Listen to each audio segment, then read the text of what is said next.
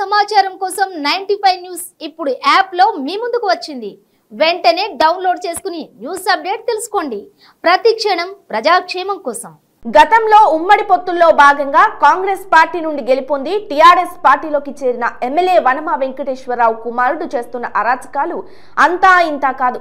ఈ నియోజకవర్గంలో ఏది జరిగినా సరే తన కనుసన్నల్లో జరగవలసిందే. పోలీస్ అధికారులైనా ఇతర డిపార్ట్మెంట్ అధికారులైనా వారికి నచ్చిన వారే ఉండాలి. వారి కనుసైగల్లో పనిచేసే వారే ఈ నియోజకవర్గంలో ఉంటారు. లేదంటే వారిని ఇబ్బందులకు గురి చేస్తున్నారని ఇక్కడ వారి సమాచారం. తన అరాచకాలకు తట్టుకోలేక ఇద్దరి పసికందులతో పాటు తల్లిదండ్రులు అగ్నికి ఆహుతైన రోజులు కూడా ఉన్నాయి.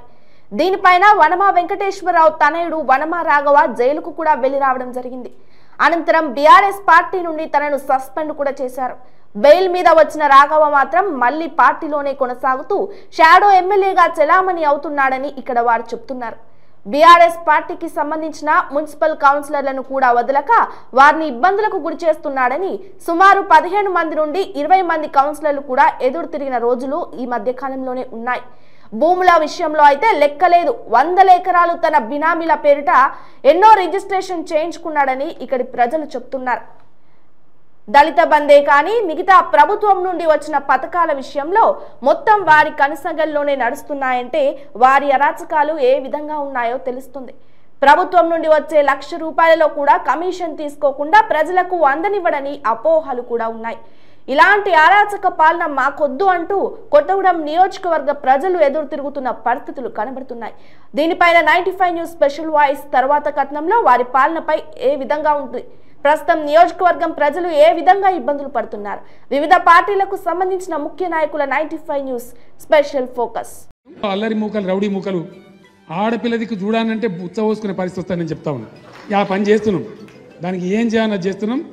కండ్లు వీకేసే కార్యక్రమం చేస్తాం. నా భార్యని తన వద్దకు పంపితే తప్ప నా సమస్య పరిష్కారం చేయనని ఖరాఖండిగా చెప్పాడండి. నా భార్యని తన వద్దకు పంపితే తప్ప నా సమస్య పరిష్కారం చేయనని ఖరాఖండిగా చెప్పాడు. దళిత బంధులో కమిషన్లు, బీసీ బంధులో కమిషన్లు, కాంట్రాక్టుల దగ్గర పర్సంటేజీలు, కొడుకు అఘాయిత్యాలు, భూ ఆక్రమణలు, భూదందాలు, 3 నెలలు జైలుకు పోయేసిన వ్యక్తి, 4 సజీవ చనిపోయిన దానికి కారణమైన వ్యక్తి, సూడో ఎమ్మెల్యే, ఇతను ఏమి ఏజ్ అయిపోయి నడవలేకపోతుండు, అట్లా బొమ్మలాగా పెట్టి వెనక నుంచి కొడుకు నడిపే కార్యక్రమం అందరికి తెలుసు, టీఆర్ఎస్ లకు కూడా తెలుసు. అయినా అతనికి టికెట్ ఇవ్వాలంటే దౌర్భాగ్యం. ఈ కేసీఆర్ ప్రభుత్వం దౌర్భాగ్యం. అంతకంటే ఇప్పుడు మీరు రాజకీయంగా ఇప్పుడు కొత్తగూడెంలో డైరెక్ట్ గా వనమా వెంకటేశ్వరరావు కొడుకు చేసిన అరాచకం, అతను లేఖ రాసి పంచాయతీ కుటుంబ పంచాయతీ తెప్పడానికి నీ భార్యను నా దగ్గరికి పంపు అని అధికారికంగా లేఖ రాస్తే కూడా సేమ్ అదే కుటుంబానికి కేసీఆర్ ఇలా ఎమ్మెల్యే టికెట్ ఇచ్చిండు. ఇంత దారుణమైన పరిస్థితి ఎప్పుడైనా ఉమ్మడి రాష్ట్రంలో అయినా ఇంత దారుణమైన పరిస్థితి ఎప్పుడైనా ఉండేనా? నమస్తే అండి. నా పేరు మండిగి నాగరామకృష్ణ అండి. మా నాన్నగారి పేరు మండిగి చిట్టబ్బాయి, చనిపోయారండి. మా ఫాదర్ మోతుగూడెంలో హెల్త్ ఇన్స్పెక్టర్గా పనిచేసేవారు. 1992లో అక్టోబర్ 27వ తారీఖున ఆఫీస్ పని మీద డొంకరాయి వెళ్ళి వస్తుండగా మోతుగూడెం పోలీసులు రోడ్డు మీద వెహికల్ ఆపి లిఫ్ట్ అడిగారు. సో ఒకే ఊరు వాళ్ళు కాబట్టి మా నాన్నగారు లిఫ్ట్ ఇస్తే అది పోలీసులు అందులో కనబడేటప్పటికి పోలీస్ వెహికల్ అనుకుని నక్సలైట్లు బాంబ్ బ్లాస్ట్ చేశారు. దాంట్లో మా నాన్నగారు, ఎస్ఐ గారు, కానిస్టేబుళ్ళు మొత్తం ఒక 6 మంది చనిపోయారండి. ఆ పరిస్థితుల్లో మా ఫాదర్ చనిపోవటం, అప్పటికి నా వయసు 13 సంవత్సరాలండి. సరిగ్గా ఊహ తెలిసే సమయంలో తండ్రిని కోల్పోవటం జరిగింది. మీరు ఈ వీడియో చూసేటప్పటికి నేను బతుకుంటానో ఉన్నో తెలీదు. కాకపోతే నేను ఎందుకు చనిపోతున్నానో అనే విషయం ప్రజలకు తెలియాలి. ప్లస్ నాకు కొన్ని బాధ్యతలు ఉన్నాయి. నన్ను నమ్మి కొంతమంది అప్పులు ఇచ్చిన వాళ్ళు ఉన్నారు. వాళ్ళకి న్యాయం జరగాలి అన్న ఉద్దేశం మీద ఈ వీడియో చేసి పెడుతున్నాను.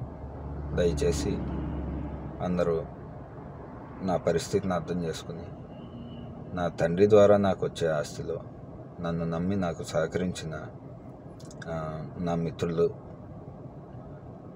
నాకు అప్పిచ్చిన ప్రతి ఒక్కరికి ₹1 తగ్గించకుండా ప్రతి ఒక్కరికి నా వాటాగా వచ్చే దాంట్లో నుంచే చెల్లించి మిగిలిన ఆస్తిని మా తల్లికి మా అక్కకి వదిలేసేయండి. మెయిన్ నేను ఈ పరిస్థితికి రావటానికి కారణం, ఆత్మహత్య చేసుకునే పరిస్థితి రావటానికి కారణం మెయిన్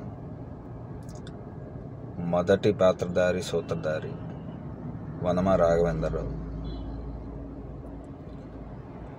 మా అక్క కొమ్మిశెట్టి లోవమాధవితో తనకున్న అక్రమ సంబంధం, దాదాపు గత 20 సంవత్సరాల నుంచి ఉన్న అక్రమ సంబంధం, దీనికి మధ్యవర్తిగా సహకరిస్తున్న మా అమ్మగారు, వీళ్ళ ముగ్గురు కలిసి నాకు నా తండ్రి ద్వారా న్యాయబద్ధంగా రావాల్సిన ఆస్తిని నాకు ఇవ్వకుండా సంవత్సర కాలం క్రితం మేము అనుకున్న ప్రకారం ఒక పెద్ద మనుషుల మధ్యలో కూర్చుని మాట్లాడుకుని కాగితాలు రాసుకుని సంతకాలు కూడా పెట్టిన తర్వాత సంవత్సరం నుంచి దాన్ని పెండింగ్ పెట్టి నన్ను అప్పుల ఊబిలోకి తోసేసి వేరే మార్గం లేకుండా, ఇంకా చావు తప్ప వేరే మార్గం లేకుండా ఈ పరిస్థితి తీసుకొచ్చారు. సభ్యుడు వనమ వెంకటేశ్వరరావు 4 సార్లు ఎమ్మెల్యే గెలిచిండని చెప్పుకుంటున్నాడు కుమారుడు. ఆ 4 సార్లు కూడా మిత్రపక్షాల ఐక్యతోటి ఎమ్మెల్యేగా గెలిచి వచ్చేసిన ఆంబొద్దులాగా ఊర్ల మీద పడి దాదాపు 4-5 ఆత్మహత్యలకి 4-5 హత్యలు చేసి ఈరోజు వరకు ఒక పెద్ద రౌడీలాగా మనకందరికీ సమాజంలో తెలుస్తున్నటువంటి అధికార పార్టీలో ప్రతిసారి ఉండి చెలాయించుకొస్తున్న సంగతి పత్రికా వాళ్ళకి, పోలీసు వారికి అందరికీ తెలుసు. అందుట్లో భాగంగానే నేను ఇప్పుడు సభాముఖంగా పత్రికాముఖంగా మీ అందరికి చెప్తున్నాను. వనమ రాఘవేంద్రరావుకి ఒక భార్య ఉంది, వనమ రాఘవేంద్రరావుకి 2 కూతుర్లు ఉన్నారు, అతనికి ఒక తల్లి ఉంది, అతనికి 2 తోబుట్టువులు ఉన్నారు. అట్లాంటి మనిషి మానవత్వాన్ని మర్చిపోయి అతను ఒక నిండు కుటుంబాన్ని, ఒక చిన్న పిల్లల్ని బ్లాక్మెయిల్ చేసి, మైనర్ బాలికల్ని బ్లాక్మెయిల్ చేసి అతని కోసం అవసరాలకు వచ్చినటువంటి వాళ్ళ కుటుంబాలని ఎంతమందిని నాశనం చేశారు. ఇవాళ చట్టానికే కంప్లైంట్ రూపంలో వచ్చింది కొన్ని కేసులే, కంప్లైంట్ రాని ఎన్నో కేసులు ఉన్నాయి. ఎన్నో కేసులు అతని మీద పోలీస్ స్టేషన్లలో పెండింగ్లో ఉన్నాయి. ఇట్లాంటి మానవ మృగాన్ని ఈ యొక్క తెలంగాణ రాష్ట్రం నుంచి వెలివేయాలి, ఈ కొత్తగూడెం నియోజకవర్గం నుంచి వదిలేయాలి. ఇతన్ని పెళ్లిళ్ళకు కాదు, దినాలకు కాదు, ఇక్కడ ఈ దేనికి కూడా ఇతన్ని ఆహ్వానించే పరిస్థితుల్లో ఇక్కడ ఈ నియోజకవర్గ ప్రజలు లేరు. ఇక్కడ వీళ్ళందరూ కూడా సాంఘిక బహిష్కరణ చేయడానికి ఈరోజు స్వచ్ఛందంగా పాలంచ పట్టణ ప్రజానీకం మొత్తం కూడా బంద్ పాటిస్తుంటే మేము శాంతియుతంగా వారికి కుటుంబాలకి ఆత్మశాంతి చేకూరాలని శాంతియుతంగా మేము చేస్తున్నట్టు ప్రదర్శనలో భాగంగా పాలంచ పుర వీధుల్లో మేము వాళ్ళకి సానుభూతి తెలియజేస్తుంటే అన్నీ మంచి చేసిన పోలీసులు ఈ రకంగా దుర్మార్గంగా మిత్రపక్షాలని, కమ్యూనిస్ట్ పార్టీలని, న్యూ డెమోక్రసీ ఎమ్మెల్యే పార్టీలు వీళ్ళందరూ కూడా అరెస్ట్ చేయడం ఎంతవరకు సబబని నేను చెప్పేసి మీ యొక్క పత్రికా ముఖంగా ప్రశ్నిస్తున్నా.